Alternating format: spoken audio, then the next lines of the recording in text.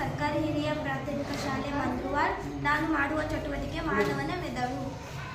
ಮಹಾಮಸ್ತಿಕದ ಇದು ಏನು ಕಾಣ್ತದಲ್ರಿ, ಇದಿಟ್ಟು ಮಹಾಮಸ್ತಿಕ ಮೆದುಳಿನ ಉನ್ನತ ಕಾರ್ಯವಾಗಿದ್ದ ಬುದ್ಧಿಶಕ್ತಿ, ಸ್ಮರಣ ಶಕ್ತಿ ಮತ್ತು ಸ್ವಯಂ ಪ್ರೇರಿತ ಕ್ರಿಯೆಗಳಿಗೆ ಇದು ಮಹಾಮಸ್ತಿಕ ಇದು ಕಾರಣವಾಗಿದ್ರಿ. ಇದು ಎಲ್ಲ ಇದು ಮಹಾಮಸ್ತಿಕ ರೀ. ಇದು ನೋಡ್ರಿ ಈಗ ನೆಕ್ಸ್ಟ್ ರೀ ಅನುಮಸ್ತಿಕ. ಇದು ಏನು ಇಲ್ಲಿ ಕಾಣಕತ್ತದಲ್ರಿ, ಇದು ಎಲ್ಲ ಮಹಾಮಸ್ತಿಕ ಅನುಮಸ್ತಿಕ ರೀ. ಇದು ನೋಡ್ರಿ ಈಗ ಇದು ಏನು ಮಾಡ್ತದ ಅಂದ್ರಿ, ಸಮತೋಲನ ಮತ್ತು ಭಂಗಿಯನ್ನು ಕಾಪಾಡಿಕೊಳ್ಳುತ್ತದೆ ರೀ. ಸ್ವಯಂ ಪ್ರೇರಿತ ಕ್ರಿಯೆಗಳಿಗೆ ಸ್ನಾಯು ಚಲನೆಯನ್ನು ನಿಯಂತ್ರಿಸುತ್ತದೆ. ಇದು ಇಲ್ಲೂ ಕಾಣದ್ರಿ. ಈಗ ರೀ ಮೆದುಳಿನ ಕಾಂಡ. ಇದು ಏನು ಇಲ್ಲಿ ಕಾಣ್ತದಲ್ರಿ, ಇದು ಉದ್ದಕ್ರಿ, ಇವೆಲ್ಲ ಮೆದುಳಿನ ಕಾಂಡ.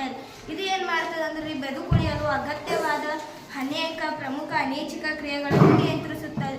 ಹೃದಯ ಬಡಿತ, ಉಸಿರಾಟ ಮತ್ತು ನಿಯಂತ್ರಿಸುತ್ತದೆ. ನುಂಗುವಿಕೆ, ಜೀರ್ಣ ಕ್ರಿಯೆ ನಿಯಂತ್ರಿಸುತ್ತದೆ.